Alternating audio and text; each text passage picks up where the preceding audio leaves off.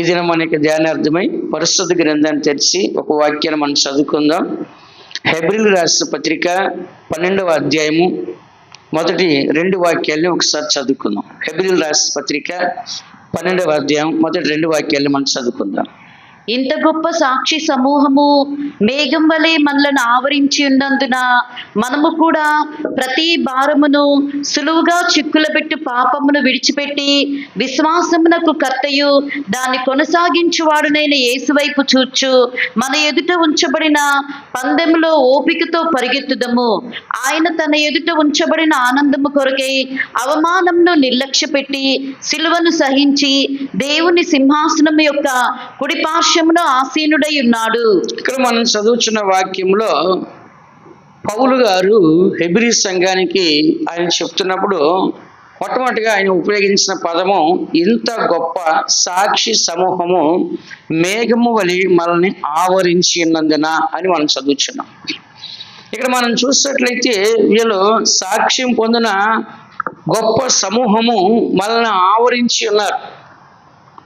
For ఎగ్జాంపుల్గా ఒక running స్పోర్ట్స్లో పరిగెత్తేటప్పుడు ఆ వ్యక్తి కొరకు ఏం చేస్తారు? అందరూ ఆతృతతో ఎదురు చూస్తారు. త్వరగా రా, నువ్వు రావాలి అని చెప్పేసి గుర్రాలు పందాలు రేసి హార్స్ రైడర్ పందాలు కూడా ఏం చేస్తారు? 1 నెంబరు 2 నెంబరు 3 నెంబరు అతను బెట్టింగ్ కట్టిన ఆ గుర్రం త్వరగా రావాలని ఎదురు చూస్తుంటాడు కదా. అట్లాగే ఇక్కడ వీళ్ళు ఎవరంటే మనకంటే ముందుగా విశ్వాస జీవితం చేసే పరిశుద్ధులు. ఇంత గొప్ప సాక్షి సమూహం అంటే ఎవరు అనుకుంటున్నారు? మనకంటే ముందుగా సాక్షి జీవితాన్ని చేసి పరలోకానికి వెళ్ళి వాళ్ళు ఎదురు చూస్తారు. ఎవరి కోసము? మన కోసము. ఎవరి కోసం అంట? మన కోసం. ఎందుకంటే వాళ్ళు అక్కడికి వెళ్ళిపోయి ఉన్నారు. మనం అక్కడికి వెళ్ళిన తర్వాతే వాళ్ళు అక్కడి నుంచి ఎక్కడికి వెళ్తారు? పరలోకానికి వెళ్తారు. ఇప్పుడు ఎక్కడున్నారు వాళ్ళు? పరదేశారు, మిడిల్ ప్లేస్లో ఉన్నారు. వాళ్ళు వెయిటింగ్లో ఉన్నారు అక్కడ. ఎవరి కోసము? మన కోసం. మనం కూడా వెళ్తే వాళ్ళు మనం కలిసి సియోనికి యెరూషలేము మనము వెళతాము. అయితే ఇక్కడ చూడండి, పైన 11 అధ్యాయము 39 వచ్చారు. ఇందులోనే 11:39-40 చదవండి. మీరందరూ తమ విశ్వాసము ద్వారా సాక్ష్యం పొందిన వారైనను మనము లేకుండా సంపూర్ణులు కాకుండా నిమిత్తము దేవుడు మన కొరకు మరి శ్రేష్టమైన దానిని ముందుగా సిద్ధపరిచెను గనుక మీరు వాగ్దాన ఫలము అనుభవించలేదు. ఇక్కడ చూడండి, వీరందరూ తమ విశ్వాస ద్వారా సాక్ష్యం పొందిన వారై, వీళ్ళందరూ మనవలే మంచి విశ్వాస జీవితాన్ని చేసి, హెబ్రీయులకు రాసిన పత్రిక 11వ అధ్యాయం అంతా అదే విశ్వాస వీరుల పట్టిక గురించి రాస్తుంది 11వ అధ్యాయం అంతా. కాబట్టి వీళ్ళందరూ కూడా మంచి విశ్వాస జీవితాన్ని చేసి సాక్ష్యం పొందారంట. ఏం పొందారంట? విశ్వాస జీవితంలో ఏ జీవితం చేశారో సాక్ష్యం కలిగిన జీవితాన్ని వాళ్ళు చేసి ఉన్నారు. అయితే మనము లేకుండా వాళ్ళు సంపూర్ణులు కాలేరు. మనము లేకుండా వాళ్ళు కంప్లీట్గా అక్కడికి వెళ్ళలేరు. వాళ్ళు కంప్లీట్గా వెళ్ళాలంటే, వాళ్ళు కంప్లీట్ చేయాలంటే మనం వెళ్ళాలి. విన్నారా? మనం వెళ్ళకుండా అక్కడ కంప్లీట్ అవ్వడానికి కుదరదు. ఎందుకని? వాళ్ళ పాత నిబంధన పరిస్థితులు, మనము కొత్త నిబంధన పరిస్థితులు. వాళ్ళు మనం కలిసి ఎక్కడికి వెళ్ళాలి? దేవుని సంధికి చేరాలి. కాబట్టి ఇక్కడ చదువుతున్నాము, మనము లేకుండా వారు సంపూర్ణులు కాకుండా నిమిత్తము దేవుడు మన కొరకు మరి శ్రేష్టమైన దాన్ని ముందుగా సిద్ధపరచను. అదే సియోను యెరూషలేము. ఏదంట? సియోన్ని యెరూషలేము. క్రొత్త నిబంధనలో గొర్రెపిల్ల రక్తం చేత ఎవరైతే కడగబడ్డారో, ఎవరైతే యేసు నామములో బాప్తిస్మం పొందారో, ఎవరైతే పరిశుద్ధాత్మ అభిషేకం పొందారో, ఎవరైతే గొర్రెపిల్ల జీవ గ్రంథంలో రాయబడుతున్నారో వాళ్ళు మాత్రం ఎక్కడికి వెళ్తారంట? సియోనికి యెరూషలేముకి వెళ్తారు. అందుకని ఇక్కడ చూస్తున్నాము, దేవుడు మన కొరకు మరి శ్రేష్టమైన దానిని ముందుగా సిద్ధపరచును కనుక వీరు వాగ్దాన ఫలము అనుభవించలేదు. ఎందుకని అనుభవించదు? వాళ్ళ జీవితం కంప్లీట్ అయింది. కానీ దేవుడు ప్లాన్ కంప్లీట్ అవ్వాలంటే మనం వెళ్ళాలి అక్కడికి. వాళ్ళు కంప్లీట్ చేశారు, విశ్వాస జీవితం చేశారు, సాక్ష్యం పొందేశారు, పరలోకానికి ఎలిజిబిలిటీ అయిపోయారు. వాళ్ళు పరలోకానికి వెళ్ళిపోయి కూర్చున్నారు పరదేశంలో. కానీ వాళ్ళు అక్కడి నుంచి మళ్ళీ ఎక్కడికి వెళ్ళాలి? వాగ్దాన ఫలం. ఇప్పుడు ఎయిర్పోర్ట్కి వెళ్తే ఫస్ట్ వెయిటింగ్ హాల్లో పెడతారు. వెయిటింగ్ హాల్లో 1 అవర్ ముందు వెళ్ళి అన్ని చెకింగ్లు చేసుకొని అన్ని రెడీ అయిన తర్వాత ఓకే అంటేనే అప్పుడు నేను ఎయిర్పోర్ట్ లోపల తీసుకెళ్తారు, ఫ్లైట్ దగ్గరికి, లేకపోతే తీసుకెళ్ళరు కదా. అలాగే మనం కూడా ఇక్కడ చూస్తే వాళ్ళ ముందు వెళ్ళిపోయినారు. ఇప్పుడు ఎవరు వెళ్ళాలి? మనం వెళ్తేనే కొత్త నిబంధన పాత నిబంధన కలిసి ఎక్కడికి వెళ్తారంట?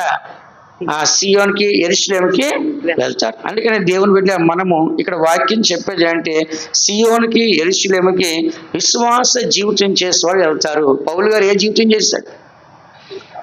నా విశ్వాసాన్ని నేను కాపాడుకుంటుని, నా పరుగు కడముట్టించితిని, నా కొరకు నీతి కిరీటం ఉంచమని చెప్పాడు. కాబట్టి ఈ యొక్క సియోను యెరూషలేము అనేది క్రొత్త నిబంధన పరిస్థితులకి దేవుడు ఇస్తున్నట్లుగా ఇక్కడ మనం చదువుతున్నాం. అయితే 12వ అధ్యాయం 1వ వాక్యంలో ఇంత గొప్ప సాక్షి సమూహము మేఘము వలె మనల్ని ఆవరించినందున, అంటే వీళ్ళందరూ ఏంటి? నా వైపు చూడండి, అందరూ వీళ్ళందరూ ఏం చేస్తారంట? మన కొరకు ఎదురు చూస్తారు, త్వరగా రండి త్వరగా రండి త్వరగా రండి అని. దావీదు గారు మనల్ని పిలుస్తున్నాడు, మోషే పిలుస్తున్నాడు, ఏలియా పిలుస్తాడు, ఎలీషా పిలుస్తాడు, యోబు పిలుస్తాడు, అబ్రహాం, ఇస్సాకు, యాకోబు మనల్ని ఏం చేస్తారంట? మేమందరం వచ్చేస్తున్నాం ఇక్కడికి, మీరు కూడా త్వరగా రండి. వాళ్ళు ఎవరండి? పాత నిబంధనలో వాళ్ళకి పరిశుద్ధాత్మ లేదు. ఉందా? దేవుని కృపను పొందుకుని అందరూ పొందుకోలేదు. ధర్మశాస్త్రం ఉందా? లేదు. వాళ్ళకి చర్చిలు ఉన్నాయి, వాళ్ళకి లేదు. ఒకే ఒక మందిరం ఉంది యెరూషలేములో. కాబట్టి ఎందుకు చెప్తా అంటే వాళ్ళకి ఇంత సత్యం తెలియదు వాళ్ళకి. ఇప్పుడు ప్రతి ఒక్కరి చేతిలో బైబిల్ ఉంది, ప్రతి ఒక్కరి పరిశుద్ధాత్మ అభిషేకం ఉంది. ఆ రోజుల్లో యాజకుడు మాత్రం అభిషేకించబడతాడు. కానీ ఇక్కడ మనం చదువుతున్నాము, ఇంత గొప్ప సాక్షి సమూహము మేఘం వలె మనల్ని ఆవరించినందున, అంటే ఈ యొక్క మేఘం వలె మనల్ని ఏం చేస్తున్న వాళ్ళు? ఆవరించున్నారు. త్వరగా రండి మీరు కూడా అని చెప్పేసి ఎదురు చూస్తున్నారు. అయితే ఏమని రాసింది ఇక్కడ?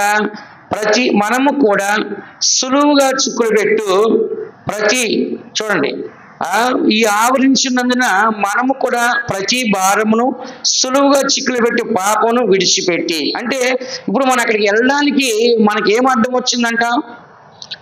సులువుగా చిక్కులు పెట్టే పాప భారము. ఏ భారం అంట?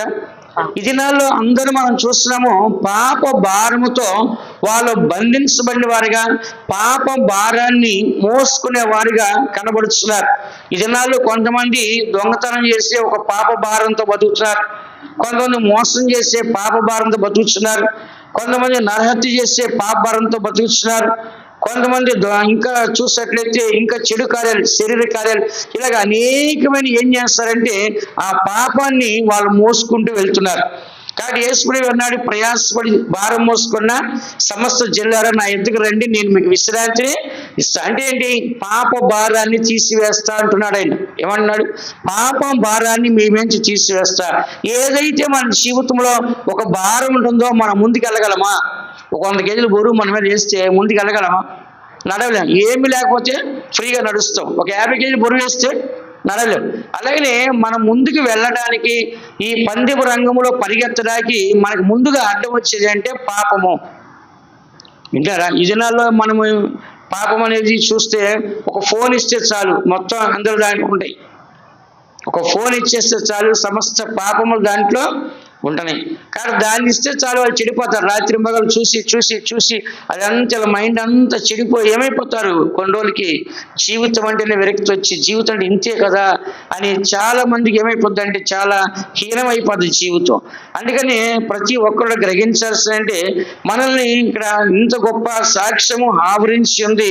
మనము కూడా ప్రతి భారమును సులువుగా చిక్కులు పెట్టే పాపం. అంటే ఎలా చిక్కులు పెడతాంట? సులువుగా మనలో అబద్ధం ఆడించడమో, బూతు మాట్లాడించడమో, నిందించడమో, దూషించడమో, అవమానపరచడమో, ఏదో ఒక రకంగా సింపుల్గా మనం ఏం చేస్తామో తప్పు చేస్తాం, సులువుగా తప్పు చేస్తాం. సాతానుడు ఏం చేస్తున్నారు? సులువుగా ఏం చేస్తాంట? తప్పు చేయడానికి మనిషిని ప్రేరేపిస్తుంది. సులువుగా చిక్కులు పెట్టే పాపాన్ని విడిచిపెట్టి విశ్వాసమునకు కర్తయు దానిని కొనసాగించు వాడునైనా యేసు వైపు చూచుచు మన ఎదుట ఉంచబడిన పందెములో ఓపికతో పరిగెత్తుదుము. కాబట్టి మనం చూసినట్లయితే దేవుడు మనకి ముందుగా కనబడుతున్నాడు. ఎలా కనబడుతున్నాడు దేవుడు?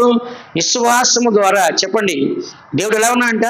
విశ్వాసానికి కర్త. అంటే ఆయన విశ్వాసం అయి ఉన్నాడు. కానీ ఇప్పుడు మనం ఎవరిని చూసుకుంటూ పరిగెత్తాలి? విశ్వాసం చూసుకుంటూ మనం ఏం చేయాలంట? పరిగెత్తాలి. అనేక మంది పరిస్థితులు ఏం చేశారు? తమ విశ్వాసము ద్వారా జీవించి సాక్ష్యం పొంది పరదేశం వెళ్ళిపోయి ఉన్నారు. కానీ ఇప్పుడు మనం కూడా ఏం చేయాలంటే మనకు ముందు ఎవరు కనబడుతున్నారు? యేసు ప్రభు విశ్వాసకర్త కనబడుతున్నాడు. కాబట్టి మనం పరిగెత్తాల్సింది ఎవరిని చూసి పరిగెత్తాలి?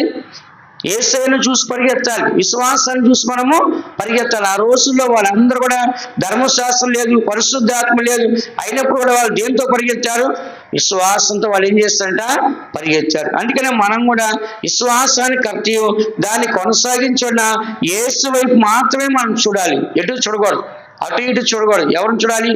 దేవుని మాత్రమే చూడాలి. లోకం వైపు, సాతాను వైపు, మనుషుల వైపు, పాపం వైపు, శరీర కార్యం వైపు, సుఖభోగాల వైపు, చెడు వ్యసనాలు, మత్తు వ్యసనాలు, ఇవన్నీ మనం చూసుకుంటూ వెళ్తే కనుక అక్కడికి మనం వెళ్ళడానికి వీలు కానీ కాదు. అక్కడికి చేరాలి అంటే మధ్యలో దేన్ని జయించాలి? మనం పాపమును జయించాలి. సులువుగా చిక్కులు పెట్టే పాపాన్ని ఏం చేయాలి? మనము విడిచిపెట్టాలని దాన్ని ఏం చేయాలి? మనము జయించాలి. ఇప్పుడు సులువుగా చిక్కులు పెట్టేస్తుంది, చిక్కులు పెట్టేసిన దాన్ని విడిచిపెట్టాలంటే ఏం చేయాలి? ఆ చిక్కులన్నీ తీసుకోవాలి. ఏం చేయాలంట? ఆ చిక్కులన్నీ ఏం చేయాలి? మనము తీసుకున్నవన్నీ ఒక్కొక్కటి ఉడదీసి అక్కడ పారేసి ఏం చేయాలి? మనం ముందుకే వెళ్ళాలి. నా చిన్నప్పుడు మా పొలాల్లో చూస్తే బంగారు తీగ అంటారు. ఏ తీగ అంట? గోల్డ్ కలర్లో సన్న దారాల్లో వచ్చి పెసర చెట్లు, మినప చెట్లు వేస్తే మొత్తం అలిగిపోయిద్ది, దాని నిండా అలిగిపోయిద్ది, అసలు పంట సరిగ్గా రాదు. ఇంకా అలాగా ఈ దినాల్లో ఆ పాపం ఎలా ఉందంటే మనల్ని అల్లుకుంటా పోద్ది అనమాట. అల్లుకుంటా పోయినప్పుడు ఏమైపోతాం? మనము బంధించబడతాం, ఏమీ చేయలేం. పాపం మనలో కనపడుద్ది, పాపంలో మనం ఉండిపోతాం. కాబట్టి ప్రతి ఒక్క దాన్ని ఏం చేయాలి? మనం విడదీసుకొని ఊడదీసుకొని ఏం చేయాలంటే మనము ముందుకు మనము వెళ్ళాలి. ఎవరిని చూసుకుంటూ వెళ్ళాలి? చాలా మంది అన్నారు పలానా ఇన్స్పిరేషన్ తీసుకున్నాము, ఈ రోజు చూస్తే వాళ్ళ శ్వాస కూడా గబ్బు కొట్టుకుపోయారు, ఈ రోజున మంచిగా అనుకున్నా, ఈరోజు సడన్గా ఇట్లా అయిపోయారు ఏంటి అని చెప్పేసి మనుషుల నుండి వస్తారు. మనుషులు ఎంతసేపు అంటే వాళ్ళ నీతి కొంచెంసేపే, వాళ్ళు ఏదో తప్పు చేస్తారు, వాళ్ళని బాగా శ్వాసపడి ఏం చేస్తారంట? ఫుల్ పాపులర్ చేస్తారు తప్పు చేయగానే. అందుకని ఇక్కడ చదువుతున్న వాక్యంలో యేసయ్యను మనం చూస్తే మన పాపములని తొలగించబడతాయి, పాపం విడిచిపెట్టగలము, పాపముని మనం విడిచిపెట్టి పరిగెత్తగలము. అందుకని మన ఎదుట ఉంచబడిన పందెములో ఓపికతో పరిగెత్తాలి. దేవుని దగ్గరికి వెళ్ళాలంటే మనకి ఏం కావాలి? ఓపిక. చాలా ఓపిక కావాలి మనకి. ఎందుకంటే కష్టాలు ఎదురవుతాయి, శ్రమలు ఎదురవుతాయి, శోధనలు ఎదురవుతాయి, హింసలు ఎదురవుతాయి, నిందలు ఎదురవుతాయి, అవమానాలు ఎదురవుతుంటాయి, శత్రువులు ఎదురవుతుంటారు, దూషించేవారు, బాధపరిచేవారు, దుఃఖపరిచేవారు, వేదన పరిచేవారు, కన్నీళ్ళు కారిపించేవారు, కీడు చేసేవాళ్ళు మనకి ఎదురవుతుంటారు. వీళ్ళందరూ అధిగమించి దాటుకొని మనం ఏం చేయాలంట? అక్కడికి వెళ్ళాలంటే మనకి అన్ని సగించగేం కావాలి? ఓపిక కావాలి. ఏబు గారు ఏం చేస్తారంట? అన్నీ సహించుకున్నాడంట, అన్నీ ఓర్చుకున్నా ఏబును గుర్తు చేసుకున్నా అంటున్నాడు బైబుల్లో. కానీ మనం అన్నిటిలో ఏం చేయాలంటే ఓపిక వెళ్ళాలి. కొన్ని శ్రమలు వస్తే ఏం చేస్తారు? దేవుని వదిలేసి దూరంగా వెళ్ళిపోతారు. పేతురు గారు ఉన్నారు, యేసు ప్రభువుతో ప్రథమ శిష్యుడిగా సముద్రం నడిచాడు. చివరికి ఆయన ఏమన్నాడు? ఆయన ఎవరో నాకు తెలియదని చెప్పేశాడు. ఆ తర్వాత నేను మళ్ళీ చేపలు పడతాకు పోతున్నా అంటున్నాడు. ఎక్కడ పోతున్నా అంట? అంత గొప్ప సేవ చేసిన వ్యక్తి మళ్ళీ ఎక్కడికి పోతున్నాడు? చేపలు పట్టకపోతున్నాడు. కానీ దేవుడు మళ్ళా పిలిచి, లేదు నువ్వు సేవ చేయాలి, నా సంఘం అంతా నీకు అప్పగిస్తా అని చెప్పి మళ్ళా ఆయన్ని వేసి నీ బండ మీద నా సంఘం కట్ట చెప్పి ఆయన ద్వారా సంఘాన్ని దేవుడు కట్టాడు. కాబట్టి మనం దేవుని యొక్క సన్నిధిలో దేవుని వదిలేసి వెళ్ళిపోకూడదు. ఎప్పుడు కూడా ఎవరిని చూడాలంటే మనము యేసయ్యను చూడాలి. పేతురు గారు నీళ్ళ మీద నడిచేవాడు మొట్టమొదటి ఎవరిని చూశాడు? యేసు ప్రభువుని చూశాడు, బాగా నడిచాడు. మళ్ళీ ఎటు చూశాడు? నీళ్ళ వైపు చూశాడు. చూసినప్పుడు ఏమైపోయాడైనా? మునిగిపోయాడు. అందుకని మనం కూడా లోకంలో పడిపోకుండా ఉండాలంటే లోకాన్ని చూడకుండా ఉండాలి. లోకాశ, నేత్రాశ, శరీరాశ. ఏమంట? లోకాశ, నేత్రాశ, శరీరాశ, జీవడంబం, ఇవన్నీ మనం ఏం చేస్తాంట? ఆకర్షించి లాగేస్తాయి అన్నమాట. కాబట్టి ఇలాంటి వాటిలోంచి మనము తప్పించుకోవడానికి మనం ప్రయాసపడాలి. మన ఎదుట ఉంచబడిన పందెంలో ఓపికతో మనం ఏం చేయాలంట? పరిగెత్తాలి. ఆయన ఎదుట ఉంచబడిన ఆనందం కొరకై అవమానం నిర్లక్ష్య పెట్టి సిలువను సహించి దేవుని సింహాసనం యొక్క కుడి పార్శ్వమున ఆసీనుడు ఉన్నాడు. అంటే యేసు ప్రభువు మనకు ముందుగా మాదిరిగా ఉన్నాడు. ఎలా ఉన్నాడంటే ఆయన ఒక మానవుడిగా మానవ అవతారం ధరించుకొని వచ్చినప్పటికీ ఆయన ఎలా ఉన్నాడంటే మనకి మాదిరిగా ఆయన కనిపించాడు. ఆయన మన వలే శోధించబడ్డాడు, ఆయన ఎందుకు పాపము లేదు. మన వలే ఆయన శోధించబడినప్పుడు ఆయన ఏం లేదంట? పాపము లేదు. మనలాగా శారీరకంగా అన్ని రకాలుగా ఆయన శోధించబడ్డాడు, అన్ని రకాలుగా ఆయన శోధించారు. అయినప్పుడు కూడా ఆయన లేనిదంట పాపం అనేది లేదు. ఆయన ఎంత శోధించినప్పుడు కూడా, ఎంతగా బాధపరిచినప్పటికీ ఆయనలో పాపము లేకుండా ఆయన కనపడినట్లుగా మనం చదువుతున్నాం. అందుకని ప్రతి దేవుని బిడ్డ కూడా ఈ వాక్యాన్ని, ఈ సత్యాన్ని మనం గుర్తించినట్లయితే ఆయన ఏమాత్రం కూడా పాపానికి చోటు ఇవ్వకుండా ఆయన పందెంలో పరిగెత్తి దేవుని కుడిపార్శ్వానికి వెళ్ళిపోయి కూర్చున్నాడు. ఎక్కడ దేవుని యొక్క కుడిపార్శ్వం. ఆయనకి ఏం చెప్పారు తండ్రి, నువ్వు వెళ్ళి పాపులందరికీ స్వార్థ ప్రకటించు, అద్భుతాలు చెయ్యి, రోగులను స్వస్థపరచు, దెయ్యాలను విడిపించు, చనిపోయిన వాళ్ళని లేపు, వాళ్ళందరూ పాపం కోసం నీ ప్రాణాన్ని పెట్టేసి శిలువలో మరణించేసి వచ్చేసి అని చెప్పాడు. అప్పుడు ఆయన ఏం చేశాడు? వచ్చాడు. చిన్న వయసులో అమ్మా నేను తండ్రి పని వల్ల నీకు తెలీదా అని మరేమో చెప్పాడు. చిన్న వయసు నుంచి తండ్రి పని స్టార్ట్ చేశాడు, సేవ చేస్తున్నాడు, మందిరంలో బోధిస్తున్నాడు, ప్రసంగాలు మరి అద్భుతాలు చేశాడు, దెయ్యాలు వెళ్ళగొట్టాడు, రోగులు స్వస్థపరిచాడు, చనిపోయిన లేపాడు. ఆయన సిలువ వేయబడినప్పుడు ఘోరమైన మరణాన్ని ఆయన పొంది ఉన్నాడు. మరణం పొందిన తర్వాత ఆయన చక్కగా చనిపోయాడు. 3వ దినాన సమాధులు లేచాడు. మళ్ళీ 40 రోజులు సంచరించాడు. ఎందుకంట 40 రోజులు మనుషుల మధ్యలో సంచరించి అన్ని విషయాలు చెప్పేసి మళ్ళీ ఎక్కడికి వెళ్ళిపోయాడు? తండ్రి దగ్గరికి. అందరూ చూస్తుండగానే ఆయన ఆరోహణం ఏం చేస్తాడంట? పరలోకానికి వెళ్ళిపోయాడు. ఎక్కడికి వెళ్ళిపోయాడు ఆయన ఇప్పుడు? దేవుని సింహాసనం. చెప్పండి, యేసుప్రభు ఏమన్నాడు? జయించేవాడు నాతో కూడా నా తండ్రి సింహాసనంలో కూర్చుంటాడు. రేపొద్దున మనం జయించినట్లయితే, జయించిన మగ శిష్యుగా మనం కూడా జీవించినట్లయితే మనం ఎక్కడికి వెళ్తాము? ఆయన ఎక్కడైతే కూర్చున్నాడో అక్కడ దేవుడే ఉన్నాడు. ఒకడు నన్ను సేవించేలా నేను ఎక్కడ ఉంటానో నా సేవకుడు కూడా అక్కడే ఉంటాడు. ఎందుకంటే దేవుని కొరకు ఎవరైతే జీవిస్తారో వాళ్ళు ఎక్కడుంటారు? మళ్ళా దేవుని సింహాసనంలోని వాళ్ళు ఉంటారు. అందుకని చదువుతున్న వాక్యంలో యేసు ప్రభు కూడా తన ఎదుట, ఇక్కడ చూడండి, ఆయన తన ఎదుట ఉంచబడిన ఆనందము కొరకు. ముందు ఏముందంటే యేసు ప్రభు బహుమానం, ఆనందం ఉందంటే. ఎక్కడ ఉందంటే పరలోకంలో దేవునికి కుడిపార్శ్వ కూర్చుంటే ఆనందము. అక్కడ కోట్ల మంది దేవదూతలు. ఎవరంట? కోట్ల మంది దేవదూతలు, కోట్ల మంది పరిశుద్ధులు. అక్కడ దేవుని యొక్క మహిమ పరలోకంతో బంగారంతో వెలుగుతో కనపడుతుంది. అలాంటి ఆనందం కొరకు ఏం చేస్తాడంటే ఆయన సిలువని సగించాడు. ఏం చేస్తాడు చెప్పండి అందరూ? తన ఎదుట ఉంచబడిన ఆనందం కొరకు అవమానాన్ని నిర్లక్ష్య పెట్టాడు. ఎన్ని అవమానాలు వేశారు, ఆఖరికి మొక్క మీద ఉమ్ము కూడా వేస్తారు ఆయన. అయినా కూడా ఆయన బాధపడ్డా ఒకటే మాట చెప్పాడు, తండ్రి వీళ్ళు ఏం చేస్తారు వీళ్ళకి తెలియదు కాబట్టి వీళ్ళని ఏం చేయాలంట? క్షమించండి. చూడండి, అక్కడ కూడా ఆయన మంచి పదాన్ని ఉపయోగించాడు. కారణం ఏంటి? వాళ్ళకి తెలియక తప్పు చేస్తారు, తెలుసుంటే తప్పు చెయ్యరు అని చెప్పాడు. అందుకే చదువుతున్నాము, ఆయనకి అవమానం ఉందా లేదా అక్కడికి వెళ్ళాలంటే? చెప్పండి. ఈ రోజుల్లో చాలా మంది ఏమంటున్నారు? యేసుప్రభువుని నమ్ముకున్నాం, ఎన్ని అవమానాలు వస్తున్నాయి, ఎన్ని శ్రమలు వస్తున్నాయి, ఎన్ని కష్టాలు వస్తున్నాయి, ఎన్ని నిందలు వస్తున్నాయి, ఎన్ని బాధలు వస్తున్నాయి అంటున్నారు. కానీ ఇవన్నీ సహిస్తేనే మనం అక్కడికి వెళ్తాం. యేసుప్రభువుని ఏమన్నారండి? వ్యభిచారి అన్నారు, తిండిపోతు అన్నారు, తాగుబోతు అన్నారు, దెయ్యం పట్టినవాడు అన్నారు, సమరీయుడు అన్నారు. యేసుప్రభువు అంత పరిశుద్ధుడు వాళ్ళ మధ్యలో సంచరించినప్పుడే ఆయన్నే 100 అన్నారు. మనల్ని అంటే పెద్ద విషయమా? దాని నుంచి బాధపడాల్సిన అవసరం లేదు. కాబట్టి ఇక్కడ అవమానాన్ని నిర్లక్ష్య పెట్టాయంట.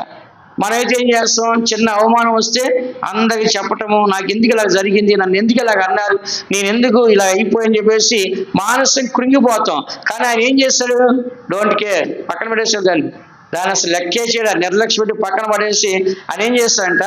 సిలువను సగిలిపోయాడు ముందుకి. అవమానాన్ని పక్కన పెట్టి ఎక్కడికి వెళ్ళిపోయాడంట? మళ్ళీ నెక్స్ట్ స్టెప్ సిలువ దగ్గరికి వెళ్ళిపోయి నేను మరణానికి రెడీ, ఈ అవమానం ఎంత మరణించకే నేను వచ్చాను, సిలువ మరణం వరకు నేను తగ్గించుకోవడానికే వచ్చాను.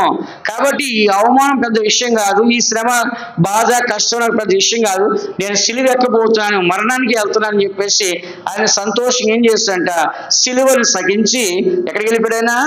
దేవుని కుడి పార్శ్వానికి వెళ్ళిపోయినాడు. అందుకనే మనము కూడా మన జీవితంలో ఈ విశ్వాసానికి కర్త అయిన దేవుని చేరుకోవాలంటే పాపాన్ని జయించాలి, ఏంటి నిందలు అవమానాలు జయించాలి, సిలువని సగించాలి.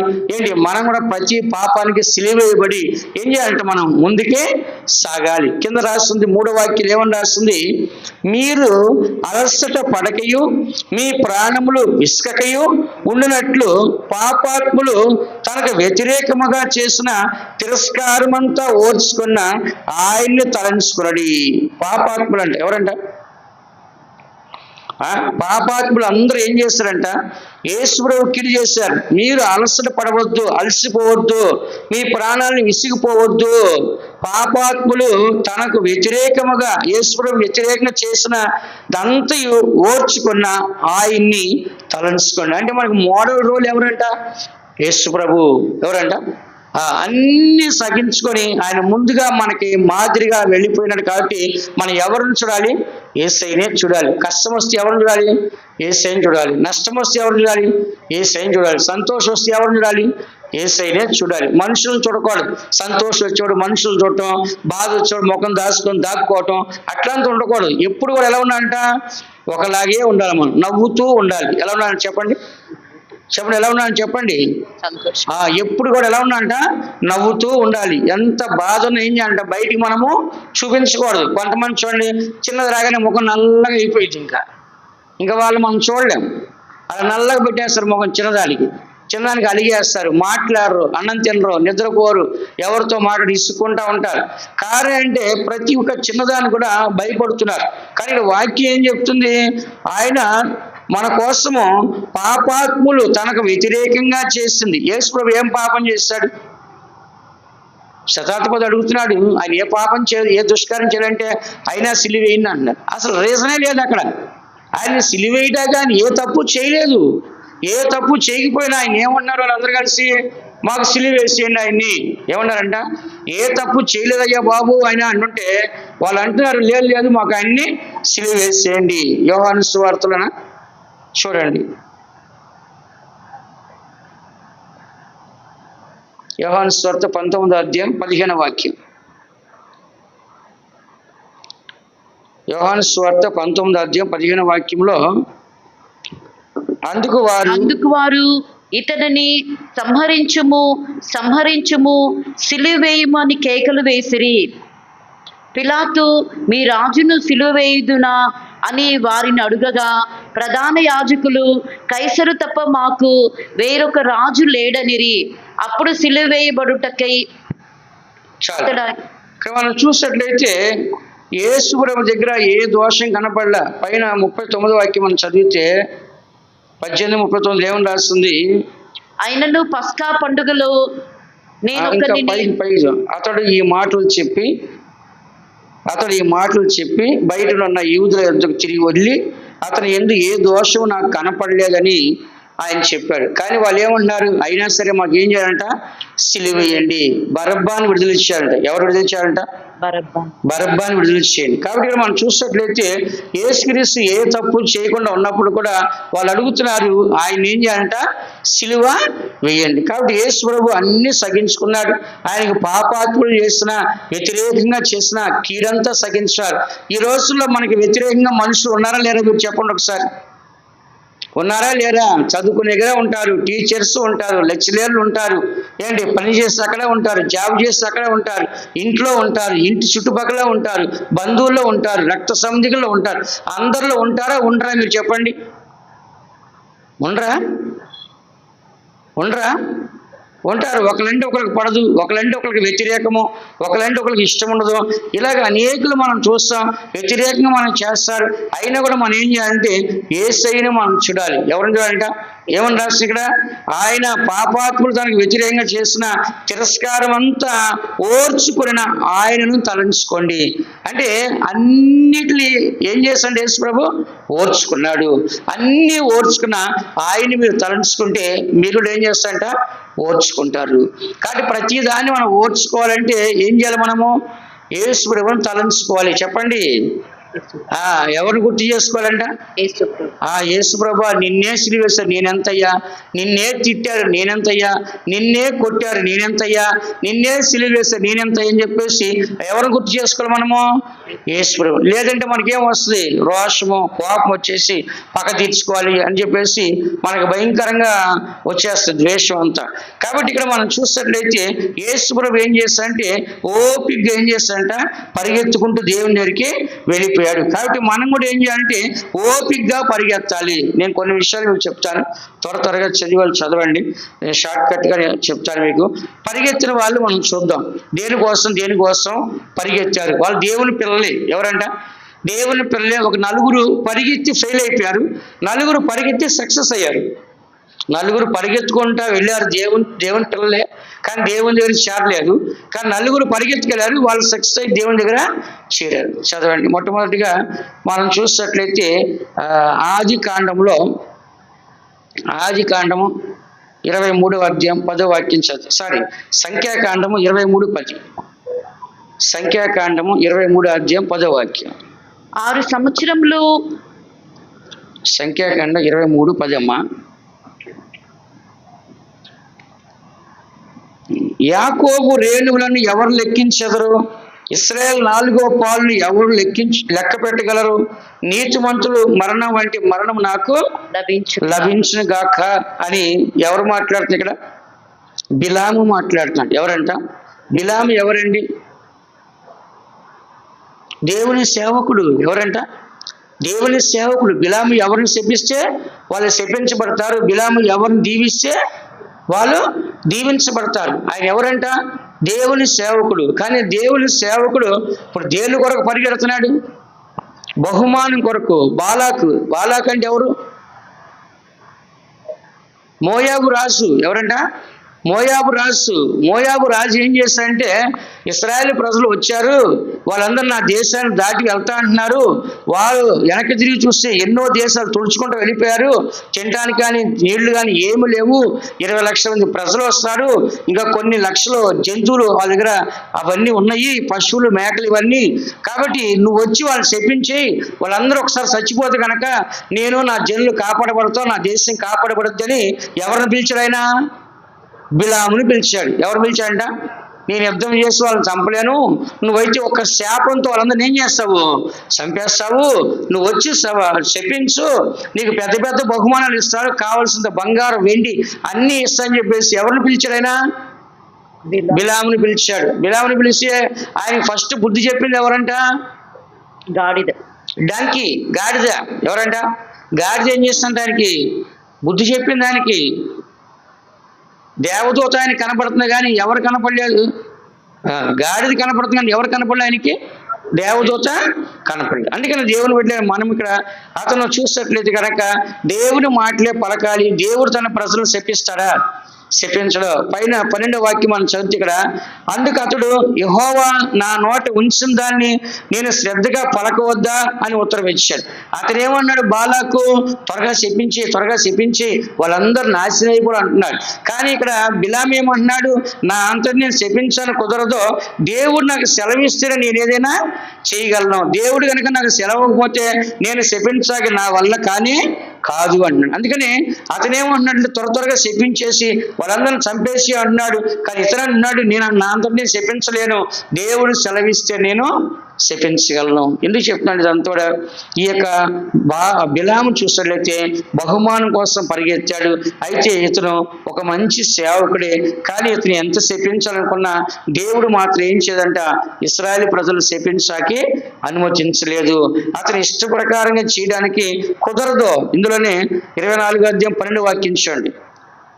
24:12 ఏమని రాస్తుంది? అందుకు బిలాము బాలాకు తన ఇంటెడు వెండి బంగారములను నాకు ఇచ్చినను నా ఇష్టము చొప్పున మేలైనను కీడైనను చేయుటకు యెహోవా సెలవిచ్చిన మాటను మీరలేను. ఇక్కడ చూసినట్లయితే అతను చెప్తున్నాడు, నువ్వు వెండి బంగారం నాకు ఇచ్చినా సరే నా ఇష్టము చొప్పున మేలైన కీడైనా చేయుటకు యెహోవా నాకు సెలవిచ్చిన మాటని మీరలేను. అంటే ఏంటి? నేను నా ఇష్ట ప్రకారం ఏమి చేయలేను, దేవుడు చెప్పిన మాట మాత్రం నేను చేయగలను అని చెప్తున్నాడు. అయితే ఇక్కడ ఆఖరికి ఇతను ఎంత ప్రయాసపడినా ఇశ్రాయేలు ఇశ్రాయేల్ ప్రజల్ని శపించక ఛాన్సే లేదు. ఉందా చెప్పండి, ఉందా? ఎక్కడ చూసేవాళ్ళు దేవుడు సెక్యూరిటీ భయంకరంగా ఉంది, ఇక వాళ్ళని ముట్టుకోవడం ఇతని వల్ల కానీ కాదు. అలాంటి సందర్భంలో ఇతను ఏం చేశారంట, చంపేశారు. ఎవరిని? బిలాము. అక్కడ యుద్ధం జరుగుతుంది ఇశ్రాయేల్ ప్రజలతో. దేవుడు ఏం చేశాడంట, యుద్ధం చేయమన్నాడు. ఇదే సంఖ్యాకాండం 31 అధ్యాయం 8వ వాక్యం చూడండి. 31 8వ వాక్యం చూడండి. చంపబడిన ఇతరులు కాక మిద్యాను రాజులను, అనగా మిద్యాను 5 రాజులైన ఏవీని, రేకేయును, నూరును, హూరును, రేబాను చంపిరి. బేయోరు కుమారుడైన బీలామును ఖడ్గముతో చంపిరి. చూసారా, ఇక్కడ ఆయా మోయాబు రాజులు 5 అంట. 5 కలిసి ఇశ్రాయేల్ ప్రజలు యుద్ధానికి వస్తే ఇశ్రాయేల్ ప్రజలు ఏం చేస్తారు, వాళ్ళు 5 చంపేశారు. చంపేసినది ఎవరు కూడా చంపేశారు? సేవకుని చంపుతారు ఎక్కడన్నా? చంపరు ఆ దినాలు. సేవకుంటే దేవుడితో సమానం. అతను శపిస్తే శాపం వస్తుంది, దీవిస్తే దీవుని వస్తే అందరూ భయపడతారు. అలాంటి వ్యక్తిని ఏం చేస్తాడు, కత్తితో చంపేశారు. అందుకే అతను ఏమన్నాడు, ఇందాక చదివిన వాక్యంలో, నీతిమంతులు మరణం వంటి మరణం నాకు లభించిన గాక అని. కానీ వచ్చినది చెప్పండి, హత్య చేయబడ్డా? మంచి మరణం వచ్చింది అతనికి? హత్య చేయబడ్డాడు. కాబట్టి జీవితం ముగింపు సరలేదు. దేని కొరకు పరిగెత్తాడు? బహుమానం కొరకు పరిగెత్తాడు. కానీ ఆయనకి ఏం వచ్చిందంట, మరణం వచ్చింది. అందుకని మనము కూడా ఇతరులను శపించడానికి, ఇతరులను నాశనం చేయడానికి మనం పరిగెత్తకూడదు. ఎప్పుడు కూడా ఒక నాశనాన్ని మనం కోరుకోకూడదు. ఎందుకంటే వాళ్ళ పాపం వాళ్ళకి ప్రతిఫలం ఇస్తుంది. వాళ్ళ పాపం వాళ్ళ వెనకాల వాళ్ళ క్రియలు వాళ్ళ ప్రతిఫలం వస్తుంది. విన్నారా, బైబిల్ ఏం చెప్తుంది? ఎవరి పాపం వాళ్ళని పట్టుకొను, ఎవరి పాపం వాళ్ళని పాతాళము పట్టుకుని వెళ్ళను, ఎవరి పాపములు వారి ముందు వాళ్ళ వెనకాల న్యాయ తీర్పుకి దేవుని యొద్దకే వెళ్తానని చెప్పి మనం వాక్యం విన్నాం కదా. కాబట్టి ఎవరి పాపాన్ని బట్టి, ఎవరి నీతిని బట్టి దేవుడు వాళ్ళకి ప్రతిఫలం ఇస్తాడు. అంతేగాని మనము పాపం చేసేసి నాకు పరలోకంగా ఇస్తాడు దేవుడు? చెప్పండి, ఇస్తాడా? నీతిమంతుడికే ఇస్తాడు, పరిశుద్ధుడికే ఇస్తాడు. కానీ పాపం చేస్తే పరలోకాన్ని ఇస్తాడా? ఇవ్వడు. ఎందుకంటే ఇక్కడ చదువుతున్నాము, ఈ బిలాము పరిగెత్తాడు. ఆఖరికి ఆయన పొందుకున్న బహుమానం ఏమంట, మరణము. అందుకని ఇతను దేవుని ముఖాన్ని చూడలేదు, కానీ ఇశ్రాయేలుని శపించడానికి అతను ఏం చేస్తాడంట, పరిగెత్తాడు. కాబట్టి మనం కూడా ఎప్పుడైనా సరే ఒకరిని శపించడానికి, ఒకరిని నాశనపడడానికి మనం పరిగెత్తాలా? నాకు కూడా చాలా మంది కిడి చేసి ఉన్నారు. విరోధంగా మాట్లాడి, పేరు అవమానపరిచి, చెడ్డ చేసి ఎన్నో చేశారు అనిపిస్తుంది. ఏమనిపిస్తుంది? మనకు కూడా పక్క తీర్చుకో అనిపిస్తుంది. కానీ మళ్ళీ వెంటనే దేవుడు ఏమంటాడు, అట్లా వద్దు అంటాడు. పక్క తీర్చుకోవద్దు, నువ్వు ప్రార్థన చెయ్యి. నేను కూడా సృష్టి ఏదో సందర్భంలో అంటుంది. అప్పుడు నేను అన్నాను, అమ్మ దేవుడే చెప్పాడు, నీ శత్రువు ఆకలి కొంటే అన్నం పెట్టమన్నాడు, దాహం కొనంటే నీళ్లు ఇమ్మన్నాడు. మనం ఏది కూడా పగ ప్రతీకారం తీర్చుకోకూడదు. దేవుడికి అప్పగించేస్తే దేవుడే చూసుకుంటాడు. అందుకనే ఇక్కడ మనం చదువుతున్నాము, ఎప్పుడు కూడా ఒకరి యొక్క నాశనాన్ని మనం ఎప్పుడు కూడా కోరుకోకూడదు. ఎప్పుడైతే ఒక నాశనాన్ని కోరుకుంటామో అది మన తల మీదకే వస్తుంది. రెండోదిగా మనం చూసినట్లయితే కనుక ఇక్కడ ఇంకొక వ్యక్తి మనం చూద్దాం, గ్రహాజీ. 2 రాజులు 5:27 వాక్యంలో అతను దేని కొరకు పరిగెత్తాడు? బంగారము డబ్బు కోసం పరిగెత్తాడు. దేనికోసం అంట? బంగారము డబ్బు కోసము. 2 రాజులు 5వ అధ్యాయం 27వ వాక్యం చదవండి. కాబట్టి నయమానులకు కలిగిన కృష్టు నీకును నీ సంతతికిని సర్వకాలము అంటియుండునని చెప్పగా, వాడు మంచు వలె తెల్లనైన కృష్టము కలిగి ఎలీషా ఎదుట నుండి బయటకు వెళ్ళెను. చాలు. ఇక్కడ మనం చూసినట్లయితే నయమాన్ అనే ఒక వ్యక్తి సిరియా దేశం నుంచి వచ్చాడు. నయమాన్ అనే వ్యక్తి సిరియా దేశం వచ్చిన తర్వాత అతనికి ఎలీషా గారు చెప్పినట్టుగా 7 సార్లు నీళ్ళలో యోర్దాను నదిలో మునిగితే నీ రోగం బాగుపడుతుందని చెప్పాడు. బాగుపడ్డాడు. అతను వచ్చి బంగారం వెండి తీసుకొస్తే అదంతా నాకు వద్దని చెప్పాడు. ఇతనేం చేశాడు? ఇందులో 20వ వాక్యాలు మీరు తర్వాత చదువుకొని రాసుకో. 21వ వాక్యంలో అతను ఏం చేస్తాడంట, తన వెంట పరిగెత్తాడంట. దేనికోసము? నా యజమాడు తీసుకోవడానికి మనసు లేదు, నేనన్నా తీసుకుంటా అని చెప్పేసి ఆ వెండి బంగారం నాకు ఇవ్వనని చెప్పేసి అతను తీసుకున్నాడు. తీసుకుని ఏం చేశాడు? ఇంటికి వెళ్ళి దాచేశాడు. దాచి ఏం చేశాడు? ఏమి తెలియనట్టుగా వచ్చి ఎలీషా ముందు నుంచున్నాడు. ఆయన ఎవరండి? గ్రహాజీ ఎవరు? సేవకుడు. చెప్పండి, గ్రహాజీ ఎవరైనా ఒక సేవకుడు. ఆయనకి ఏమొచ్చిందంట? ధనము, ఆశ వచ్చింది. ఎలీషా అయితే వద్దు అన్నాడు, కానీ ఇతనికి ఏమొచ్చింది? కావాలనిపించింది.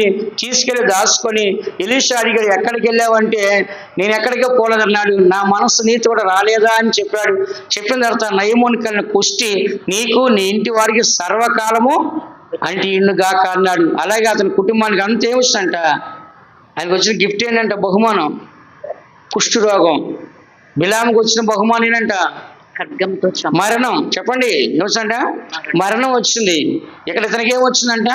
కుష్టి రోగం వచ్చింది. అందుకని మనము దేవుని చిత్తం లేకుండా మనం మోసం చేసాం, అబద్ధాలు ఆడు, లంచాలు తీసుకోవడం, పైకి రావాలి, బాగుపడాలి, సంపాదించాలి మనం ఎప్పుడు అనుకోవద్దు. ఒక శాపగ్రస్తమైంది మనం తీసుకోకూడదు. ఆకాన్ ఏం చేస్తాడు? శాపగ్రస్తమైన షీనార్ని ఎరుకోలో ఏం చేస్తాడంట?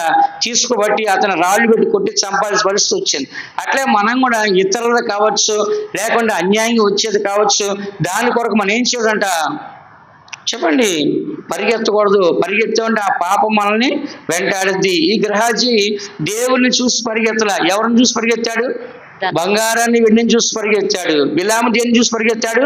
బంగారాన్ని, వెండిని చూసి పరిగెత్తాడు. కాబట్టి ఆ బంగారం, వెండి వలన అతనికేమో మరణం వచ్చింది, ఇతనికేమో బతుకున్నాడు కానీ సుఖము లేదు. ఎక్కడ ఉన్నారు కుష్ఠరోగులు? కుష్ఠరోగులు ఎప్పుడు ఊరు బయట ఉండాలి. ఊర్లో ఉండడానికి వీలు లేదు. ఎందుకంటే వాళ్ళు ఉంటే వాళ్ళని మిగతా వాళ్ళకి అంటిద్దని వాళ్ళు ఊర్లోకి రానీరు, ఊరు బయటే పెడతారు వాళ్ళు. కాబట్టి ఇప్పుడు ఇతని పరిస్థితి ఎలాగైపోయిందంటే ఊరు బయటికి వెళ్ళాల్సిన పరిస్థితి వచ్చేస్తుంది. కాబట్టి మనం కూడా ధనం వెంట మనం ఏం చేయాలంట? పరిగెత్తకూడదు. మూడోదిగా మనం చూసినట్లయితే ప్రేమ వెంట పరిగెత్తకూడదు. దేని వెంటంట? శరీర ప్రేమ.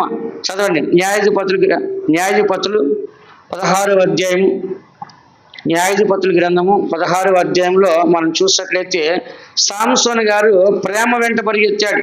దెలీలాని ప్రేమించి దెలీలా వెనకాల పరిగెత్తాడు. ఆయన ఏం చేస్తాడంటే అతని జీవితంలో ఆ యొక్క జీవితాన్ని కోల్పోయాడు. చదవండి, 16వ అధ్యాయము 15వ వాక్యం. అప్పుడు ఆమె, నా యందు నీకు ఇష్టం లేనప్పుడు నేను నిన్ను ప్రేమించున్నానని నీవెందుకు చెప్పుచున్నావు? ఇది వరకు నీవు ముమ్మారు నన్ను ఎగతాళి చేసి నీ గొప్ప బలము దేనిలోనున్నదో నాకు తెలుపకపోతివని అతనితో అనెను. ఇక్కడ మనం చదువుతున్నాము, సంసోను ఒక స్త్రీని ప్రేమించాడు. తన బలం ఎక్కడుందో ఎవరికి తెలియదు. ఆమె అంటుంది, నేను నిన్ను ప్రేమించున్నాను, నీవెందుకు చెప్పుచున్నావు అంటే ఇక్కడ మనం చూసినట్లయితే సాంసోనికి జీవితంలో ఒక రహస్యం ఉంది. ఏంటో రహస్యము? నాచీర చేయబడకూడదు, క్రాఫ్ట్ చేయకూడదు, అది తల వెంటనే కత్తిరించకూడదు. అదే తన యొక్క బలము. కానీ ఆ బలము ఎవరికి తెలియదు. అందుకే సంసోను ఎవరు బంధించలేరు, ఆయన ఎవరు జయించలేరు, ఆయన ఎవరు చంపలేరు. అందుకే దేవుడు ఏం చేస్తాడంటే అంత బలవంతుని చేసి ఆ బలవంతుని ఇశ్రాయేలు ప్రజలకి 20 సంవత్సరాలు రక్షకుడిగా పెట్టాడు. ఇశ్రాయేలు ప్రజలందరినీ కాపాడుతాకి సంసోను పెట్టాడు దేవుడు. అయితే సంసోను ఏం చేస్తాడు? పోయి ఒక వేసి దగ్గర చేరి దెలీలాని ప్రేమించి ఆమె దగ్గర ద్రాక్షరసం తాగుచ్చు, మత్తుగా ఆమె దగ్గర గడుపుతున్నాడు. అయితే ఫిలిస్తీన్లు ఏం చేశారు? ఇతను మా దేశాన్ని నాశనం చేస్తున్నాడు, మమ్మల్ని చంపుతున్నాడు, కానీ వాడి బలం ఎక్కడుందో మాకు తెలియట్లేదు, నువ్వంటే వాడు చాలా ఇష్టపడతారు కాబట్టి నీకు చెప్తాడు. పురుషుని యొక్క బలహీనం ఎక్కడుందంట? పురుషుడి యొక్క బలహీనం ఎక్కడుంటుందంట? స్త్రీ దగ్గర ఉండదంట. చచ్చినట్టు వాడు చెప్పాలి. కాబట్టి ఏం చేస్తాడు? ఆమెకి చెప్పేశాడు. చెప్పిన తర్వాత ఏమైందంట? ఆయన కటింగ్ చేసేసాడు. కటింగ్ చేసిన తర్వాత మళ్ళీ ఏం చేసిన ఆమె సంసోను ఫిలిష్తీయుల మీద పడుచున్నారు, కానీ ఎప్పటిలా జుట్టు విరజించి ఏముందంట? అక్కడ జుట్టు లేదు, మొత్తం కట్ అయిపోయింది, బలమంతా పోయింది. వెంటనే ఆయన కళ్ళు పీకేశారు. ఫస్ట్ ఏం చేశాడంట? కళ్ళు. బైబిల్లో కళ్ళు తీసేసారు రాస్తుంది. చరిత్రలో మాత్రం వాళ్ళు సాంసోన్ గురించి ఒక సినిమాలాగా తీసినప్పుడు దాంట్లో ఏం చెప్పంటే ఇనప రాడ్లు కొలుములు ఎర్ర కాల్చి 2 కళ్ళలో పెట్టారంట. పెట్టాడంట ఎర్రగా ఇనప రాడ్లు కొలుములో కాల్చి 2 కళ్ళలో పెట్టారంట. పెట్టి కళ్ళు లేకుండా చేస్తారంట. చూడండి, ఇక్కడ మనం చూసినట్లయితే బిలామేమో బహుమానం కొరకు పరిగెత్తి దర్శనాన్ని కోల్పోయి మరణం తెచ్చుకున్నాడు. గ్రహాజీ ఏమో పరిగెత్తి ఆయన ఏం చేస్తాడంట? కుష్ఠ రోగాన్ని తెచ్చుకున్నాడు. సేవ పోయింది, ఆశీర్వాదం పోయింది. ఆ తర్వాత ఈ యొక్క సాంసోన్ని ఇశ్రాయేలు ప్రజల రక్షకుడిగా న్యాయాధిపతిగా ఒక దేవుడు. న్యాయాధిపతి అంటే ఎవరండి? న్యాయాధిపతి మీనింగ్ ఏమని రాస్తుంది బైబిల్లో? దేవుడు. ఒక దేవుడిగా పెట్టాడు దేవుడు. ఇశ్రాయేలు ప్రజలు 20 సంవత్సరాలు ఒక దేవుడిగా పెడితే ఆయన ఏం చేశాడు? పోయి ఢిల్లీలోని ప్రేమించి ఆమె దగ్గరికి తన బలమంతా చెప్పేశాడు. ఆ తర్వాత వాళ్ళ కళ్ళు పీకేసి ఆ తర్వాత ఆయన ఏం చేస్తాడ? ఆత్మహత్య చేసుకున్నాడు. ఏం చేస్తాడ? ఆత్మహత్య చేసుకుని తనతో పాటు 3000 మందిని ఆ గుడి అంతా పడేసి వాళ్ళు చనిపోయారు, ఈయన చనిపోయారు. గుడి పైన 3000 మంది ఉన్నాడు. అంత పెద్ద హాల్. ఆ హాలుకి స్తంభాలు బట్టి లాగితే మొత్తం కూలిపోయి అందరూ ఏమైపోయారంట? చనిపోయారంట. ఎందుకు చెప్తున్నానంటే ఇక్కడ సంస్థలో పరిగెత్తాడు. దేని కొరకు పరిగెత్తాడు? దేవుడు వచ్చిన సేవను పక్కన పెట్టాడు. న్యాయాధిపతి అని ఒక దేవుడు లాంటి పదవిని పక్కన పెట్టేస్తాడు. ఒక శరీర కార్యానికి బానిసయ్యి పరిగెత్తుకొని వెళ్ళి ఏం చేస్తాడంట? ఒక స్త్రీ దగ్గర అతను ఓడిపోయాడు. ఏమైపోయాడంట? ఒక స్త్రీ దగ్గరికి వెళ్ళిపోయి ఏం చేస్తాడంట? ఓడిపోయాడు. ఓడిపోయిన తర్వాత అతనికి ఏమొచ్చింది? మరణం వచ్చింది. ఏమొచ్చిందంట? కానీ మంచి మరణం కాదు ఇది. ఏ మరణం? మంచి మరణమా? బిలాముకి వచ్చిన మంచి మరణమా? గెహాజీకి వచ్చిన మంచి మరణమా? సంస్థకు వచ్చిన మంచి మరణమా? కాదు. కాబట్టి ఇక్కడ మనం చూసినట్లయితే ఈ యొక్క సంస్థను చూస్తే ప్రేమ వెంట పరిగెత్తుకెళ్ళి అతను తన జీవితాన్ని ఏం చేస్తాడంట? మరణానికి తీస్తాడు. యేసయ్యను చూడలా, దేవుని చూసి పరిగెత్తలా. ఎవరిని చూసి పరిగెత్తాడు? ఢిల్లీలాని చూసి పరిగెత్తాడు. చెప్పండి, ఎవరిని చూసాంట? ఢిల్లీలాని చూసి పరిగెత్తాడు. ఢిల్లీలాని చూసి పరిగెత్తి అంటే ఆఖరికి చచ్చిపోయాడు. కానీ మంచి మరణం రాలేదు. 4వ వ్యక్తిని మనం చూసినట్లయితే సాల్మన్. స్త్రీల వెంట పరిగెత్తాడు ఆయన. 1 రాజులు 11వ అధ్యాయం 4వ వాక్యంలో సాల్మోన్ రాజు ఏం చేస్తాడంట? స్త్రీల వెంట పరిగెత్తి పరలోకాన్ని పూర్తిగా కోల్పోయి విసర్జించబడ్డాడు దేవుని చేత. సొలొమోను వృద్ధుడైనప్పుడు అతని భార్యలు అతని హృదయమును ఇతరుల దేవతల తట్టు తిప్పగా అతని తండ్రి అయిన దావీదు హృదయం వలె అతని హృదయము దేవుడైన యెహోవా ఎడల యథార్థము కాకపోయెను. ఇక్కడ మనం చూసినట్లయితే సొలొమోను వృద్ధుడైనప్పుడు అతని భార్యలు అతని హృదయమును ఇతర దేవతల తట్టు తిప్పగా అతని తండ్రి అయిన దావీదు హృదయం వలె అతని హృదయము దేవుడైన యెహోవా ఎడల యథార్థము కాకపోయెను. ఇతను ఏం చేస్తాడంట? ఇలాగ అనేకుల్ని అమ్మాయిలను ఏం చేస్తాడంట? పెళ్లి చేస్తున్నాడు. ఎంతమంది పెళ్లి చేస్తున్నాడు ఆయన? 700 మందిని పెళ్లి చేసుకున్నాడు. 300 మంది ఉపపత్నులు. అంటే ఇంకా వాళ్ళని మామూలుగా 700 మంది ఎవరు? రాజుగారి యొక్క కుమార్తెలు 700 రాజ్యాల నుంచి 700 రాజకుమార్తెల నుంచి పెళ్లి చేస్తున్నాడు. ఇక నార్మల్గా ఉండే 300 అంటే లోకల్. ఆ లోకల్లో అందంగా ఉండే ప్రతి పిల్లలు రాజు దగ్గర తీసుకెళ్లాల్సిందే. ఆ రాజు ఆడి స్తోత్రుగా పెట్టుకుంటాడు. కాబట్టి 300 మంది ఉపపత్తులు అంటే వాళ్ళు ఉంచుకున్న వాళ్ళ లెక్కలో వస్తారు. వాళ్ళు 300 మంది వాళ్ళు ఉన్నారు, 700 మందిని పెళ్లి చేస్తున్నారు. వీళ్ళ రాజకుమార్తెలు ఉన్నారు. అప్పుడు ఏమైపోయింది? 700 మంది రాజకుమార్తెలు వాళ్ళు ఏ దేవుణ్ణి ఆరాధిస్తారో ఆ దేవుడు గుడి కట్టించాడు ఈయనకు వచ్చి. ఎవరు? సొలొమోన్. ఒక భార్య ఉన్నది, మా ఊర్లో మా దేవత ఇది కట్టించాడు. ఇంకో భార్య ఇచ్చాడు, మా ఊర్లో దేవత ఇది కట్టించాడు.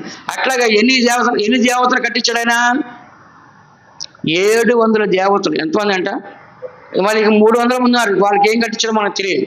ఇలాగ 1000 మంది భార్యలు పెట్టుకున్న తర్వాత తన మనస్సంతా దేవుడి వైపు లేదు ఆయనకి. ఎవరి వైపు ఉందంట? చెప్పండి, స్త్రీల వైపే ఉంది. అందుకే దేవుడు ఆయన్ని విసర్జించాడు. ఆయనకి పరలోక రాజ్యం లేదు. ఎవరికి? సొలొమోన్ గారికి ఏం లేదంట? పరలోక రాజ్యం లేదు. ఆయన పరలోకం ఉన్నట్టు ఎక్కడ రాయబడలేదు. అదే పరిశుద్ధుల పట్టికలో చేర్చలేదు ఆయన. కారణం ఏంటంటే ఆయన దేవుడిని విసర్జించాడు. ఎవరు విసర్జించాడు? దేవుడిని విసర్జించాడు. దేవునికి చూడండి 7వ వాక్యంలో సొలొమోను కేమోషను మోయాబీల హేయమను దేవతలను మోలేకు అను అమ్మోనీల హేయమైన దేవతలను యెరూషలేము ఎదుటనున్న కొండ మీద బలిపీఠములను కట్టించాడు. ఇలాగ అన్నింటినీ బలిపీఠలు కట్టించి వాటిని బలు అర్పించాడు. పోయిన ఎవరితో? వాళ్ళ భార్యలతో కలిసి వెళ్ళి. కాబట్టి చూస్తే ఇతను చేసే పనికి దేవుడు అతను ఏం చేస్తాడంట? విసర్జించాడు. ఈయన ఎవరండి? ఇశ్రాయేలు ప్రజలకి గొప్ప రాజు మాత్రమే కాదు, దేవుడే ఉన్నాడు. నీకు ముందు కానీ నీకు తర్వాత కానీ నీ అంత జ్ఞానం గలవాడు ఎవరు లేదని చెప్పి అంత జ్ఞానం ఇస్తే ఈ జ్ఞానం అంతా ఎక్కడికి పోయింది? జ్ఞానం అంతా ఎక్కడ తీసుకుపోయానా? స్త్రీల దగ్గర తీసుకుపోయాడు. రాత్రి పగల్లో స్త్రీలు 1000 మంది భార్యలు అంటే ఇంకా ఆయనకి అదే పనిలో ఉంటాడు. ఇక ఒకరు కాదు, ఇద్దరు కాదు, ఎంతమంది అంట? 1000 మంది భార్యలు. విన్నారా? 1000 మంది భార్యలకి 1000 రూములు కట్టుంటాడు. ఏ రోజు ఏ రూమ్లోకి వెళ్తాడో, ఏ రోజు ఏ భార్యకి వెళ్తే తెలియదు.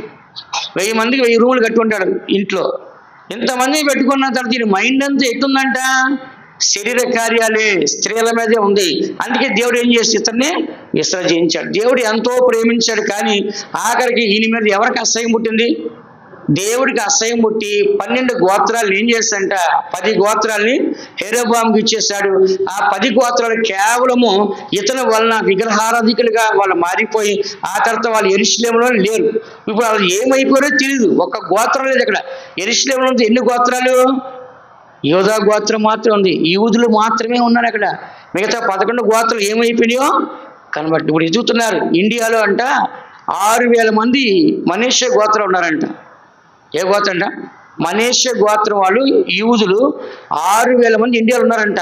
ఇప్పుడు వాళ్ళ కోసం 2,400 కోట్లు డబ్బు రెడీ చేశారంట. వీళ్ళని తీసుకెళ్ళాక ఇండియా నుంచి యెరూషలేముకు తీసుకెళ్ళిపోతున్నారు. ఎక్కడెక్కడ ఉన్నారు ఇజ్రాయేల్ ప్రజలో 12 గోత్రాలు చెదిరిపోయి ఉన్నారో వాళ్ళందరినీ ఏం చేస్తారంట, ఇజ్రాయేల్ దేశాన్ని తీసుకెళ్ళడానికి వాళ్ళకి ఇల్లులు కూడా కట్టించేశారంట. 2,400 కోట్లు డబ్బు రెడీ చేశారు. 6,000 మంది ఇండియాలో ఉన్నారంట. మన ఇండియాలో మాత్రమే, ఇంకెక్కడెక్కడ ఉన్నారు, చైనా అంత ఉన్నారంట. వీళ్ళందరినీ తీసుకెళ్ళిపోతారంట. ఇప్పుడు ఎందుకు చెప్తున్నానంటే, దేవుని పిల్లలు మన అందరం కూడా అంత మంచి గొప్ప జనుల్ని చూడండి, ఇతని వలన విడిపోయి అందరూ వాళ్ళు చెదిరిపోయి వాళ్ళు ఏమైపోయారు, వాళ్ళు లేకుండా అయిపోయింది. కాబట్టి దేవుని బిడ్డ మనము ఈ సాంసోన్ని చూసాము, ఈ యొక్క సాల్మోన్ని మనం చూసాము. వీళ్ళిద్దరూ కూడా ఏం చేస్తారంటే స్త్రీల వెంట వెళ్ళారు. ఈ యొక్క బహుమానం కోసం దర్శనాన్ని కోల్పోయి మరణం తెలుసుకున్నాడు. మరి డబ్బు కోసం పరిగెత్తి కుష్టి రోగాన్ని తెలుసుకున్నాడు, సేవను పోగొట్టుకున్నాడు. సాంసోను మంచి రాజుగా ఉన్నాడు. ఆ రాజ్యానికి న్యాయాధిపతి స్థానాన్ని పోగొట్టుకొని గుడ్డివాడిగా చచ్చాడు. సాల్మోను గొప్ప రాజుకున్నాడు. చివరికి అతను దేవుని విస్తరించబడి అతను చనిపోయినట్లు మనం చదువుతున్నాం. 4 వ్యక్తులలో ఫెయిల్యూర్ ఎవరంట? 4 ఎవరంట? ఫెయిల్యూర్ అయిపోయారు. ఇంకొక 4 మనం చూద్దాము. ఆదికాండము 41వ అధ్యాయము 40వ వాక్యం మనం చదివినట్లయితే ఇతను ఫస్ట్గా సక్సెస్ అయిన వ్యక్తి బైబిల్లో. నీవు నా ఇంటికి అధికారివై ఉండవలెను, నా ప్రజలందరూ నీకు విధేయులై ఉందురు, సింహాసనం విషయంలో మాత్రమే నేను నీకంటే పైవాడనై ఉండునని యోసేపుతో చెప్పెను. యోసేపు అన్నదమ్ముల్లో చిన్నవాడు, 11వ అయితే అన్నదమ్ములందరూ కలిసి ఏం చేస్తారు, ఆయన్ని గోతులు వేసి చచ్చిపోయి చెప్పి అలానే చెప్పారు. కానీ ఆ యోసేపుని ఏం చేస్తారు, మళ్ళా ఇష్మాయిల్కి అమ్మేస్తారు. ఎవరికంట? యోసేపుని ఏం చేస్తారంట, ఇష్మాయిల్కి అమ్మేస్తారు. ఇష్మాయిల్ తీసుకుని ఎవరికి అమ్మేశారు? ఐగుప్తులకు అమ్మేస్తారు. ఇష్మాయిల్ తీసుకుని ఎవరికి అమ్మేస్తారు? మళ్ళీ పోతీఫరుకి అమ్మేస్తారు. ఐగుప్తులు పోతీఫరుకి అమ్మేస్తారు. పోతీఫరు ఏం చేస్తారు, ఇంట్లో పని మనిషి పెట్టుకున్నాడు. యోసేపుని తన భార్య బలవంతం చేసినప్పుడు పాపం చేస్తాడా? చేయలేదు. పాపం చేయకుండా అతను పరిశుద్ధంగా జీవించాడు, తన పవిత్రతను కాపాడుకున్నాడు. ఆ ఇంట్లో ఇతనే పైవాడుగా యజమానుడు ఉన్నాడు. ఆ తర్వాత చెరసాలలో వేస్తాడు. చెరసాలలో వేస్తే అక్కడ కూడా ఎలా ఉన్నంట, ఖైదీలందరికీ పైవాడిగా ఉన్నాడు, అక్కడ పవిత్రంగా ఉన్నాడు. ఆ తర్వాత ఏం చేస్తారంట, ఐగుప్తి దేశానికి ఆయన ఏం చేస్తారంట, రాజుగా చేశారు. ఎందుకంట అక్కడికి ఒక దాసుడిగా అమ్మబడిన యోసేపు ఎక్కడికి వెళ్ళండి, ఆఖరికి ఐగుప్తు దేశానికి రాజుగా. ఆ రాజు అంటున్నాడు ఇక్కడ, నీవు నా ఇంటికి అధికారివై ఉండవలను, నా ప్రజలందరూ నీకు విధేయులై ఉందురు, సింహాసన విషయంలో మాత్రమే నేను నీకంటే పైవాడినై ఉందునని యోసేపుతో చెప్పాడు. కానీ ఇక్కడ చూసినట్లయితే ఈ యోసేపుని పాపము చేయమని బలవంతం చేసినప్పుడు అక్కడ అతను పారిపోయాడు, పవిత్రతను కాపాడుకోబట్టి ఇప్పుడు అతను ఏమైందంట, ఒక రాజుగా మారాడు. కానీ జీవితంలో చిన్న చిన్న బలహీనతలకి అనేకులు పడిపోతున్నారు. పడిపోయిన తర్వాత జీవితాన్ని మరలా కట్టుకోలేక ఆ బాధే వాళ్ళని కృంగజేసి అలాగ దేవునికి దూరం అయిపోయి పరలోకానికి దూరం అయిపోతున్నారు. కానీ యేసు మాత్రము అలాగ దూరం కాలేదు. 6వ వ్యక్తిని మనం చూద్దాము. అతను పవిత్రతను కాపాడుకొని ఒక రాజుగా ఉన్నతంగా హెచ్చించబడినాడు. 6వది మనం చూసినట్లయితే లోతు నీతి కొరకు పరిగెత్తాడు. ఆదికాండం 18వ అధ్యాయం 32వ వాక్యం చదవండి. ఆదికాండం 18:32 త్వరగా. అతడు ప్రభువు కోపపడని ఎడల నేనొక్క మారే మాట్లాడేదను, ఒకవేళ అక్కడ 10 మంది కనబడుదురేమో అనినప్పుడు ఆయన 10 మందిని బట్టి నాశనము చేయక ఉండునని. ఇక్కడ అబ్రహాం గారు ప్రార్థన చేస్తున్నాడు. ఎవరి కోసమో? లోతు కొరకు ప్రార్థన చేస్తాడు. ఏమని ప్రార్థన చేస్తాడు? 28లో 50 మంది నీతిమంతులు ఒకవేళ అక్కడ ఉంటే కనుక నువ్వు వాళ్ళని నాశనం చేయకుండా కాపాడతావని చెప్పేసి ఎవరు ప్రార్థన చేస్తారు లోతు కోసము? అబ్రహాం ప్రార్థన చేస్తున్నాడు. అబ్రహాం లోతుని ఏం చేయాలనుకున్నాడు? ఆయన కాపరాలు చెప్పేసి ఆయన ఏం చేస్తాడంట? ప్రార్థన చేస్తాడు. అబ్రహాం గారు ప్రార్థన చేసినప్పుడు దేవుడు అబ్రహాం గారు ప్రార్థన ఆలకించి ఏం చేస్తాడు? లోతు కొరకు సొదొమ గుమ్రాలకు వెళ్ళి ఆ సొదొమ గుమ్రాల్లో ఆ లోతుని ఏం చేస్తాడంట? తప్పించాడు. ఎలా తప్పించాడు? ఆదికాండం 19వ అధ్యాయం 17వ వాక్యం చదివితే 19-17. ఆ దూతలు వారిని వెలుపలికి తీసుకొని వచ్చిన తరువాత ఆయన, నీ ప్రాణంను దక్కించుకొనున్నట్లు పారిపొమ్ము, నీ వెనుక చూడకము, ఈ మైదానంలో ఎక్కడను నిలువక నీవు నశించిపోకుండా ఆ పర్వతమునకు పారిపొమ్మని చెప్పగా, ఇక్కడ దేవుడు ఏం చేస్తాడంట? లోతు దగ్గరికి వెళ్ళి నువ్వు దయచేసి ఏం చేయాలంట? ఇక్కడ నుంచి ఆ పర్వతానికి వెళ్ళిపో, ఇదంతా కాల్ చేస్తాను. ఇప్పుడు నేను చూసాను, నేను యూట్యూబ్లో సొదొమ గుమ్రాలు యోర్దాన్ పక్కనే ఉన్నాయి. జోర్డాన్ దేశం పక్కనే, ఇశ్రాయేల్కి దగ్గరలో ఉంది, యెరూషలేము దగ్గరలోనే. అది కొన్ని అడుగులు 40-50 అడుగుల దూరము పూడిదైపోయింది. అంత అగ్ని వచ్చింది ఆ రోజుల్లో. సొదొమను కాలిస్తే నేల కూడా 50 అడుగుల లోతు కాలిపోయింది. 50 అడుగుల లోతు కాలి మొత్తం పిండిగా వస్తుంది అక్కడ అంతా. అంత భయంకర అగ్ని కాల్చి ఇప్పుడు సొదొమ గుమ్రా ఉన్నాయి అక్కడే. ఎందుకు చెప్తున్నా అంటే, అలాంటి అగ్ని వస్తున్నప్పుడు ఆ ఊరి మీదకి దేవునికి న్యాయ తీర్పు వచ్చినప్పుడు దేవుడు ఏం చేస్తాడంటే ఆ లోతుని తన కుటుంబాన్ని తప్పించాడు. ఎవరు ప్రార్థన చేస్తే? అబ్రహాం. ఈరోజు మనం తప్పించబడుతుందంటే మన తల్లిదండ్రులు ప్రార్థన చేస్తారు, మనకు ముందున్న పరిస్థితులు ప్రార్థన చేస్తారు, మనకున్న సేవకులు ప్రార్థన చేస్తారు, మన సంఘస్థులు మన కొరకు ప్రార్థన చేస్తారు. మనకు తెలియని అపాయాలు ఎన్నో ఎదురవుతుంటే ఆ సందర్భంలో మనం ప్రార్థన చేసి లోతు ఏం చేస్తాడంట? నీతి మంత్రిగా ఆయన ఏం చేస్తాడంట? తప్పించాడు. లోతు తన నీతిని ఏం చేస్తాడంట? కాపాడుకున్నాడు. అందుకని మనం కూడా ఏం చేయాలంటే మన నీతిని కాపాడుకోవడానికి ప్రార్థన చేయాలి. ఏం చేయాలి? నీతిని కాపాడుకోవడానికైనా, నీతిమంతులను కాపాడడానికైనా దేవుని దగ్గర మనం చేయాల్సిన పని ఏంటి? వాళ్ళు నీతిమంతులే, కానీ వాళ్ళ కొరకు మనం ఏం చేయాలి? ప్రార్థన చేయాలి. ఏడవదిగా మనం చూసినట్లయితే యోబు గారిని చూద్దాం. యోబు గ్రంథం 42వ అధ్యాయం 10వ వాక్యం. మీకు ఒక్కొక్క వాక్యం చదివిస్తా, టైం లేదు కాబట్టి. యోబు గ్రంథం 42:10. మరియు యోబు తన స్నేహితుల నిమిత్తం ప్రార్థన చేసినప్పుడు యెహోవా అతని క్షేమస్థితిని మరలా అతనికి దయచేసెను. మరియు యోబునకు పూర్వము కలిగిన దానికంటే 2 అంతులు అధికముగా యెహోవా అతనికి దయచేసెను. యోబు అంటే ఎవరండి బైబిల్లో? యథార్థవంతుడు. చెప్పండి అందరూ, ఎవరంట? యోబు అంటే యథార్థవంతుడు. అలాంటి యథార్థవంతుడిని దేవుడు ఏం చేస్తాడంట? సాతాన్ని డైరెక్ట్గా పంపించి శోధించాడు. ఏదో సాధారణ కష్టమో, శ్రమో, కరువు, ఆకలో, నిద్ర అట్లా పెట్టలా దేవుడు. ఎవరు పంపించాడు? డైరెక్ట్గా సైతాన్నే పంపించి టెస్ట్ చేశాడు. టెస్ట్ చేస్తే ఏమయ్యాడు? యోబు గెలిచాడా, ఓడిపోయాడా? ఎవరు ఓడిపోయారు, ఎవరు గెలిచారు? సాతాను ఓడిపోయింది. ఎవరు గెలిచారు? యోబు గెలిచాడు. కాబట్టి అతను గెలిచిన తర్వాత దేవుడు అతనికి ఏమి ఇచ్చాడంట? మరియు యోబు తన స్నేహితుల నిమిత్తం ప్రార్థన చేసినప్పుడు యెహోవా అతని క్షేమస్థితిని మరలా అతనికి దయచేశాడు. మరియు యోబునకు పూర్వం కలిగిన దానికంటే 2 అంతలు అధికముగా యెహోవా అతనికి దయచేశాడు. చూసారా, దేవుడు అతనికి పూర్వస్థితిని ఇచ్చాడు, మళ్ళా డబుల్ బ్లెస్సింగ్, 2 అంతల ఆశీర్వాదాన్ని ఇచ్చినాడు. యోబు ఏం చేశాడంట? యథార్థతని కాపాడుకున్నాడు. చెప్పండి అందరూ, ఏం చేశాడు? యోబు యథార్థ కొరకు పరిగెత్తాడు. తన జీవితంలో పరిగెత్తి అతను ఏమంటే ఆశ్చర్యించబడ్డాడు.